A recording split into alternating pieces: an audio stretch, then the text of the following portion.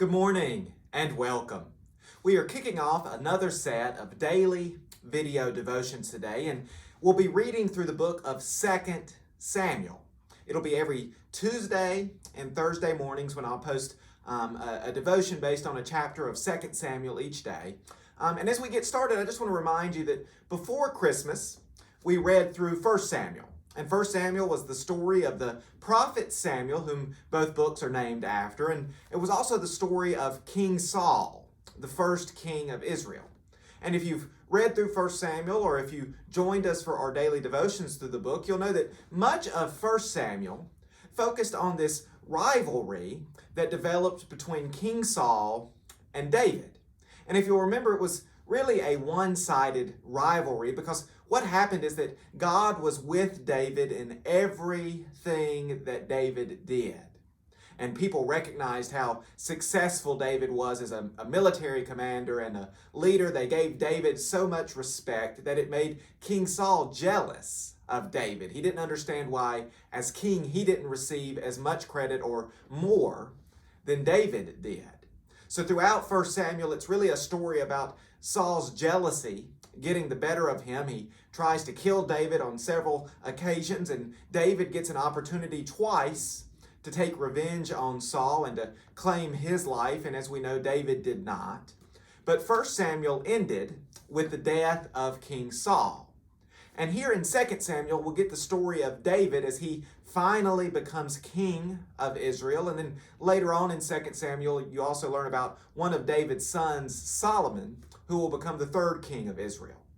But as we turn our attention to 2 Samuel 1, I just want us to keep this at the forefront of our mind throughout this study. It's the story of a man, David, who's revered throughout Scripture, throughout the Old Testament, throughout the New Testament. David was a figure revered even by Jesus as the Lord's anointed one. But what we'll find out about David in 2 Samuel is that he was far from a perfect person. See, that's what I love so much about the story in 1st and 2nd Samuel. It tells the story of David. And David is remarkable in so many ways, and he's such a good example for us of what it means to be faithful to God in so many ways, but he's not a perfect person.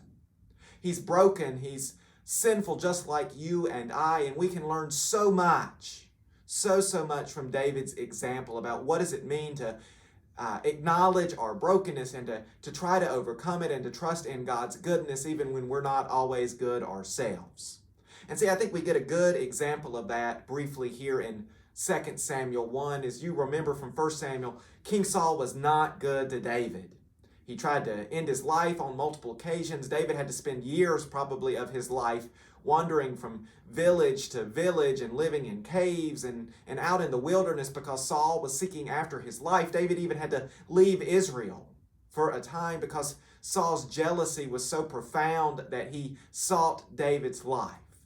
But yet here when David hears news about King Saul's death, he laments because he has lost someone he respected, someone who was valuable to the nation of Israel. And more than just losing King Saul, he also lost Jonathan, Saul's son, who was David's best friend.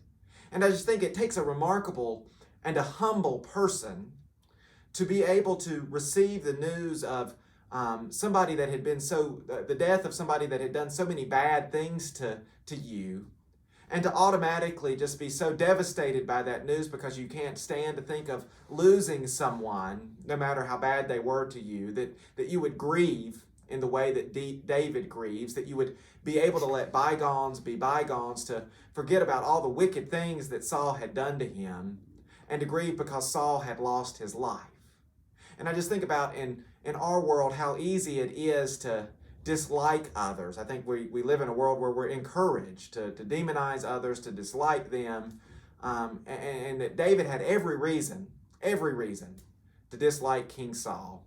And yet here when he hears of Saul's death, he has such a profound and such a just tremendous reaction to this news, and his grief is real. There's no denying that it's real. And I think in this story, we can learn a lot from David's example, but even more than that, as we continue through 2 Samuel, we'll be able to learn so much from King David about what does it mean to be a broken human being who seeks to be faithful to God.